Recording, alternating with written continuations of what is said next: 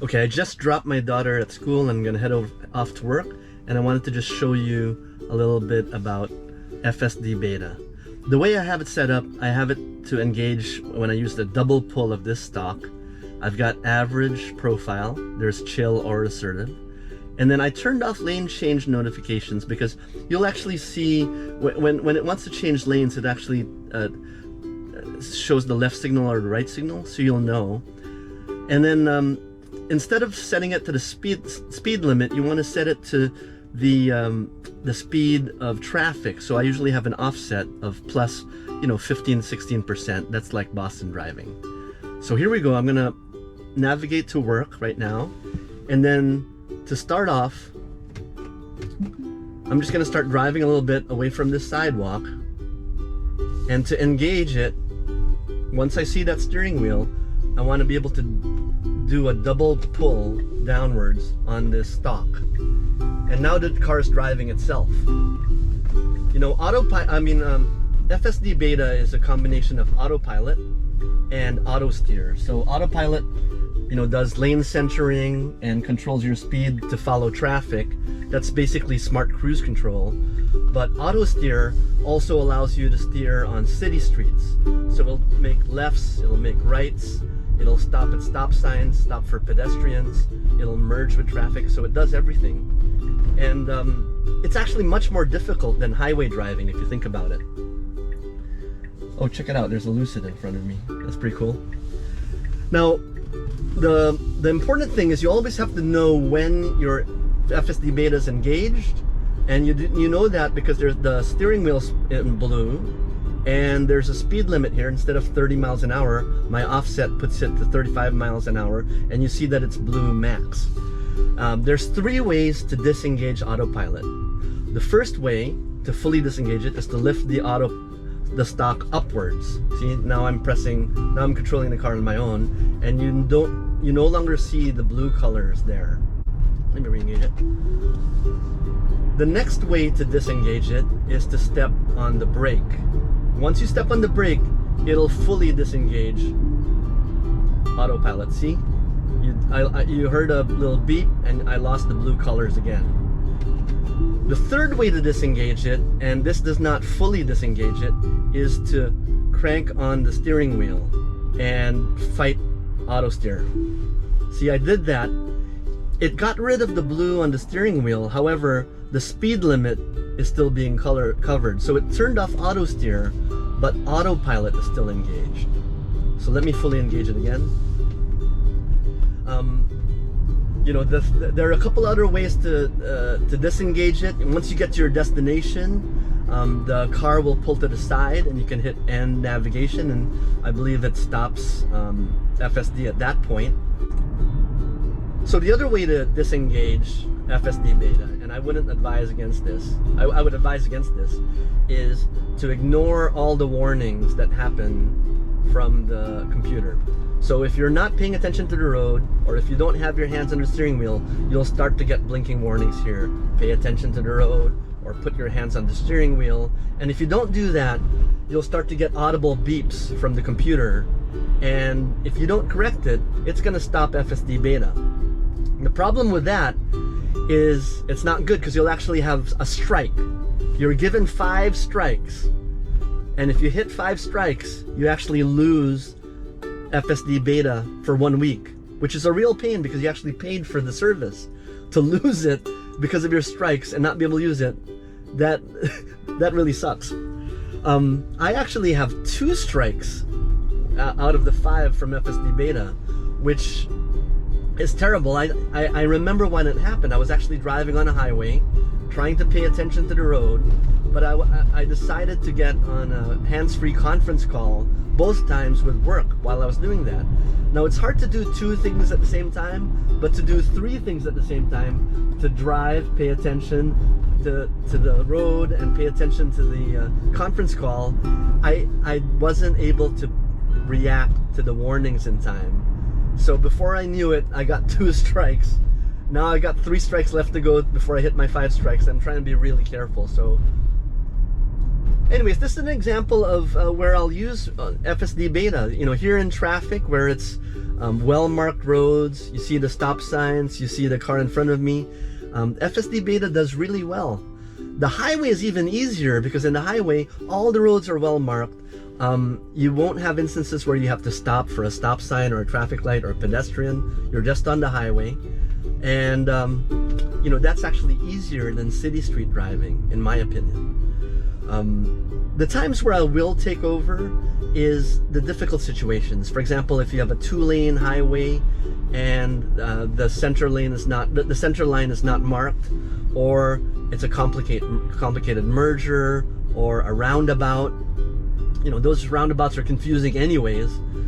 If there are a lot of pedestrians on the road, or if the road's very narrow, if there's an aggressive driver trying to merge with me or trying to cut me off, or if the car is acting too aggressive or too passive, I may edge it along. So for example, if I'm taking an unprotected left, there's an unprotected left coming up soon, and there are oncoming cars, it's really nerve-wracking to let the computer decide when to go. Sometimes I want to gun it myself, or sometimes I end up pressing the brake if I'm afraid that the car might move ahead in front of oncoming traffic.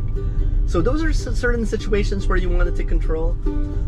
I love it. I use it every day for my commute, and it's been doing well. You know, when I first got it, I have to admit it was a little choppy, and also I wasn't really used to FSD Beta. So I only used it for about 50% of my commute. Nowadays, I can get up to 80 or even 90% of my commute, especially in highway driving, because highway driving, you're driving lots of miles, and I'm very confident in its capabilities. It's in situations like this. Here's an unprotected left turn right now. I've got oncoming traffic. I've got traffic to my right, to my left. Let's see how it performs. See, it's a little hesitant, and this is when I actually pressed the accelerator a little bit, because I wanted to get in front of that car. I could have just waited, but it was acting a little bit too hesitant, and those are situations where you want to sort of take over. Now, by pressing the accelerator, I actually took over the control of the speed, but FSD Beta is still engaged, so when I release the accelerator, we're back to normal. So I'm using FSD Beta version 11.4.9. It's been improving every month with every update that I get on the Tesla, and I've had it for a year. I get an update every month or every 2 months, and with every update it's been improving. There's a new version, FSD Beta version 12, that's due to come out sometime later this year, I hope. And that version is supposed to be a lot better. It's supposed to be using pure AI, or it's going to be less based on rules that are programmed into the computer, but more based on an AI that learned to drive by watching millions and millions of miles on Tesla's cars. And you know, with every time I'm driving, the Tesla supercomputer is grabbing that data, seeing how I react, and you know, it's getting smarter every day. So for example, if I take over right now, it actually knows that autopilot disengaged. I can give a press this button. I disengaged autopilot because I wanted to change directions from the directions that the computer was going. So I wanted to go straight instead of turning left. Boom. So now I gave them some comments. Let me get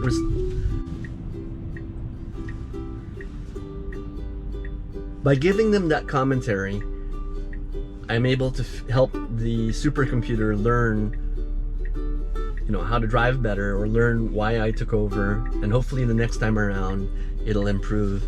And I've been able to see that it has improved. So for example, in certain situations where I have a double lane road and the center line's not marked, the car used to center between those two lanes, which was really difficult. Now it's starting to hug the left lane, or be in the left lane, which is where I want to be, because hopefully it's getting that feedback from me, and it's seeing where I drive and why I take over from autopilot.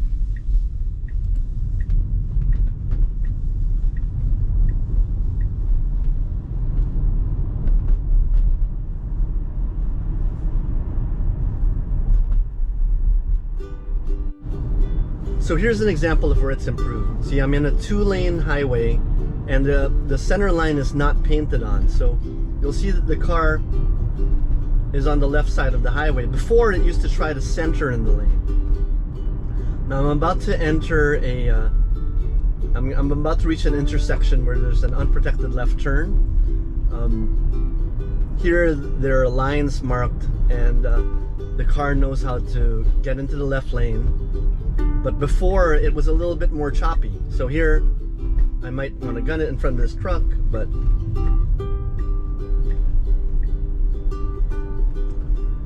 see, in that situation, sometimes with unprotected left turns, I either want to stop it if it's acting too aggressively, or if it's acting too, if it's being too careful. Sometimes you can gun it by pressing the accelerator, and otherwise you'd have to wait for all that traffic to come by.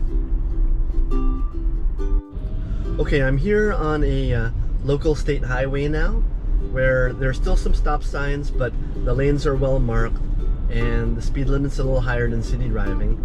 This is really where autopilot and FSD Beta really shine. The car is very stable, it centers in the lane perfectly, it maintains its speed perfectly, better than I do. It's so smooth. My wife and daughter, sometimes on road trips on the interstate, they'll fall asleep. So, you know, this is a long part of my commute, and this is where it's really easy. I rarely have to take over, except in situations like a complicated merger or an aggressive driver nearby. You know, FSD Beta is not cheap. It's one of the more expensive upgrades you can do to your Tesla. You can pay an upfront payment and buy it up front. The price always changes, goes up or down. Or they also added an option to subscribe with a monthly payment. So it's expensive, something to consider. But it also adds to safety. You know, Tesla data, you know, it's a little biased, but Tesla shows that cars on autopilot, and presumably also cars on FSD Beta, are able to drive much longer time periods before they get into an accident. I think from what I recall, a normal car without autopilot, not necessarily a Tesla, usually drives about, I don't know, 500,000 miles before running in an accident. So that kind of gives you the idea of the likelihood of a car getting into an accident. In comparison, a Tesla on autopilot, the data that they show, it's over 1 million or 1.3 million, 1.4 miles before they get into an accident. So it's less likely that you'll get in an accident. Not impossible that you won't, but it's safer. You know, the computer has 8 cameras instead of my 2 eyes. It doesn't get sleepy, doesn't get distracted, doesn't get drunk. So, you know, it's a lot safer than the average driver, and certainly a lot safer than a driver that is either intoxicated or distracted. There's a lot of accidents caused by that. So it's something to consider when you're looking at it.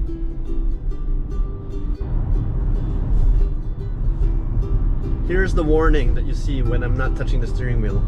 Just to correct that, I just have to put my 2 hands back on and apply a slight turning force to it. Usually, you can just rest your hands here and just feel the car moving itself. It's a funny feeling, but that keeps that warning away.